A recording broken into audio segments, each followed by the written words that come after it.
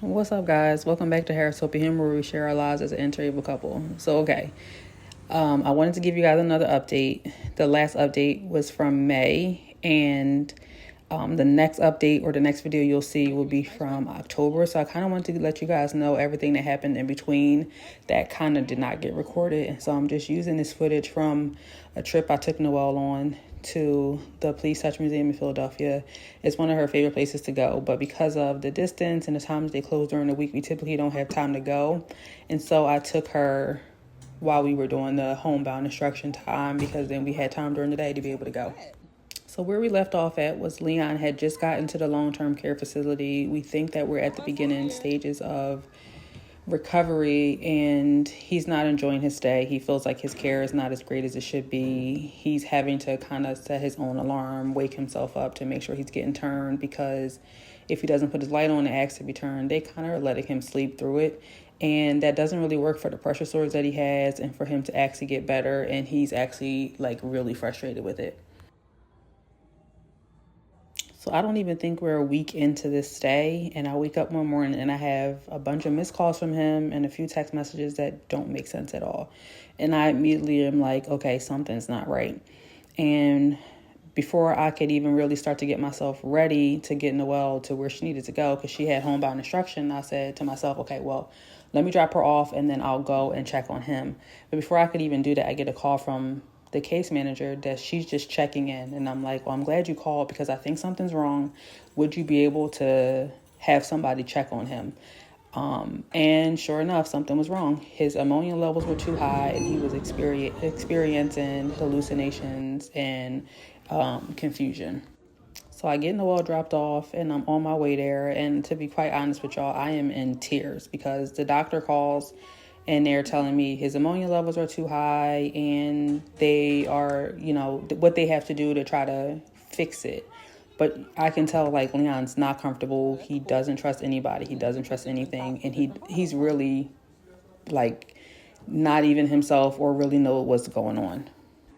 And so before they could even really fully figure out what the issue was and how to treat it, that same weekend, they realized that he has osteomyelitis in his hip, opposite of the hip that he already had corrected a few years ago. And he needs to be taken back downstairs to the intensive care units because the hospital that he's at is using a space within a bigger hospital. So he goes back down to ICU.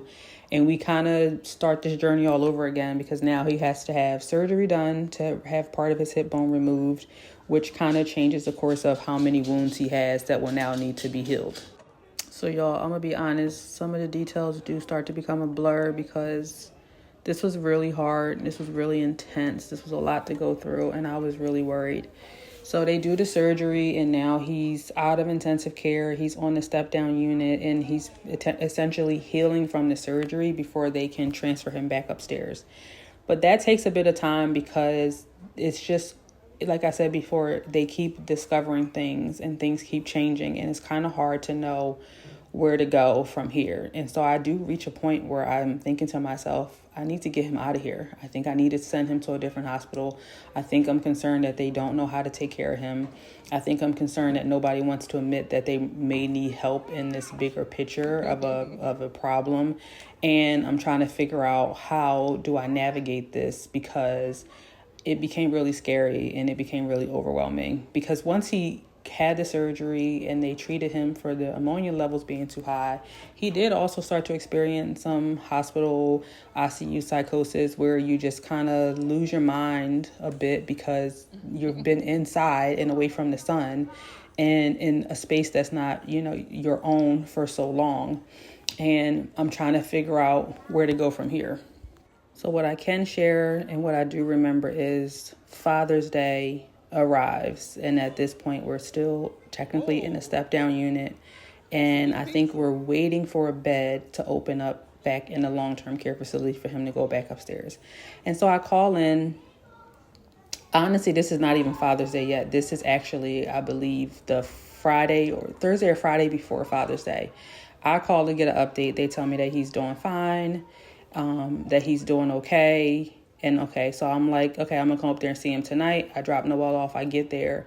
And I walk into the room, and his nurse is there with another nurse, and they're trying to make a decision on whether or not they need to call what they refer to as a rapid response, where they overhead page it and they get whatever doctor they can to respond to get help, because the doctor that they need to come see him is not either able to come or returning the calls to figure out what it is that they need to do. And the nurse that has him thinks that something's wrong and something's going on, and she can't quite put her finger on it as well, because now he's going back and forth between being himself, not being himself, being really tired, being unresponsive, having to wake him up to get him to respond, which is typically not his baseline. And y'all, that was the day that I lost it. That was the day that I started screaming at these people, because I think at this point it had been long enough that I had been kind and patient and essentially just exhausted from all of the back and forth and not knowing what's going on and what's happening. And so we finally get a little bit of an answer where they're deciding that they're going to try having his psych meds checked out to see if that's part of the issue. And so they spent some time that weekend making some changes, having different doctors come in to try to assess what they think is going on. And now it's Father's Day weekend. And one of the beautiful things that happened that I definitely want to highlight in the midst of the craziness was the nurses that, because he had been there so long, kind of knew him and his personality and had a rapport with him. And actually, generally, you can tell they're nurses that just care.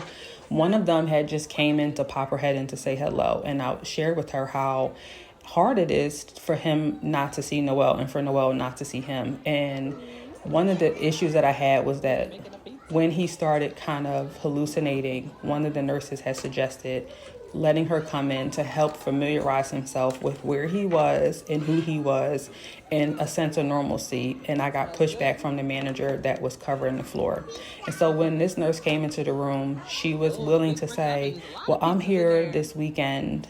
I'm covering Father's Day. Maybe we can get him outside and you guys can just happen to be outside when we bring him outside, because they have a healing garden that they were willing to take him to. So now, in the midst of the craziness, I have a sense of hope, because you start to lose hope in the healthcare system. You start to lose hope in the people that are actually the ones touching him and caring for your loved one in your absence. And now here it is, God sent in this person that cared enough to say, let's try to give him this beautiful Father's Day present. If we can't do anything else for him and we can't allow them to see each other from April 15th, tax day, until Father's Day, they had not seen each other, had physically been in the same room with each other. And so we were able to orchestrate this beautiful moment where Noelle got to see her dad again, and he got to see her, and they got to spend a little bit of time together on Father's Day. But I also cried my eyes out that morning because I got a call from the doctor that she was concerned that they had done everything that they could for him, and she wasn't sure if they had any more antibiotic options that would help to save him. And so I went from being nervous that we couldn't get him outside to also now being nervous that I was going to lose my husband, and how was I going to keep this to myself, because I wanted Noelle to see him and for them to have a good visit without her being depressed and terrified. So we have this beautiful visit on Father's Day, and I share with the nurses my concerns and my thoughts, and I'm trying to formulate a plan on how I would get him out of there if they decide that the hospital's not supporting it. Because if the hospital doesn't support the transfer, then they won't provide transportation and they won't call the doctors at this new hospital to take him in. And so I'm trying to have a game plan, a plan A and a plan B, because at this point he's way too weak for us to just put him in a car and take him anywhere. And so I go in the next day and I have all of these conversations with people from administration, with the healthcare team, and they're essentially like, hey, he's fine. He's actually getting better, and we don't really see an issue. And so, of course, a few days later, he gets transferred back to the facility upstairs, the long-term care facility, and essentially the beginning to his recovery starts at that point. But he's also there for about another month before we have to fight for him to get discharged, because we kind of got this feeling that everybody loves Leon so much and he's such an easy patient that they did not want him to leave. But there was nobody really saying what was the reason why they felt like he needed to stay as long as they wanted him to stay. And so we finally put our foot down and we pushed for him to get discharged, and we actually pull it off. We get him discharged and we finally get him to come home after 3 months of being in and out of the hospital. Well, in and out of the hospital, and also in and out of the long-term care facility. And in that time, we do orchestrate one more visit between him and Noelle in the long-term care facility on a weekend, where everybody kind of said, we're just going to turn our heads and pretend like we didn't see her walking down the halls and into the room, and you guys can spend a little bit of time together. But even after he came home in June, we had issues with, once we stopped the antibiotics, he was getting sick again. And so he did end up back in the hospital on Noelle's birthday in August, and then a month later again in September. And so that pretty much should catch us up to the next video, which is in October. And I hope you guys stayed this long and enjoyed watching Noelle play while I gave you guys an update. If you have any questions, please feel free to drop them down below. If you guys enjoyed this, let me know. And I hope you guys are enjoying the 12 days of us. Don't forget to like, share, and subscribe. And we'll see you in the next video. Bye.